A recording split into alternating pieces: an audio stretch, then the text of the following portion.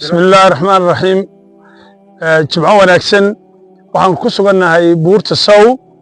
oo kaabadii gumaysiga Allah kala qaybiyay sidoo dadka ehelkiyo tolki iyo qaraabada iyo sidoo noo kala qaybiyay Allah kala qaybiyo goor hore gubtay runtii socodku waa faa'iido meelan waa qayb muhiim oo caafimaadka socod exercise-ka iyo biyaha cabitaankoogu waxay ka muhiimsan tahay dawada cunitaankeyga waana xanuuno badan oo xanuunada murqaha la xiriira ama lafaha waxyeelada u geysta ayay ka dawan yahay waxa kale uu kordhiyaa exercise-ku calcium-ta jirka marka waxay faa'iidada ugu badan helaysaa waxa weeyaan dhisnaan muruq iyo laf leh taasoo suurto gelinaysa ajishanka sokow in cimrigaagii aad xoogaa aad ku siyaadisid xagga waxqabadka laakiin ajishu halkeegii bay taagan tahay oo iyada waqtigeedii bay qoran tahay laakiin silci booga iyo kaadida musqusha lagu geyn lahaa iyo wixii ayaa intii alla qadaraad kaga nasanaysaa dadka waxaan kula talinaynaa in ay bilaabaan ugu yaraan bal weekii maalin ay socdaan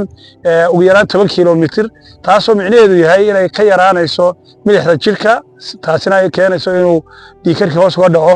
macaankii oo iyadna meesha ka baxaysa oo control fiican yeelanaya miisaankii jirka iyo subagii oo mataqaanaa baaba'aya saa darteed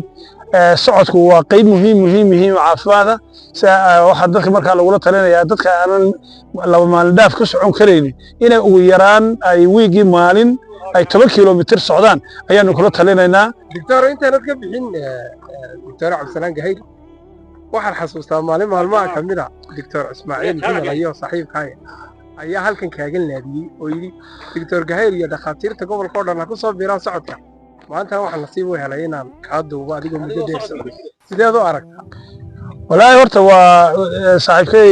khayr Allah siya waxay ahayd fursad uu igu yeelayay oo wuxuu qabay wareeran meel god jiifo marka laakiin maanta say godki yaala marka waxaan leeyahay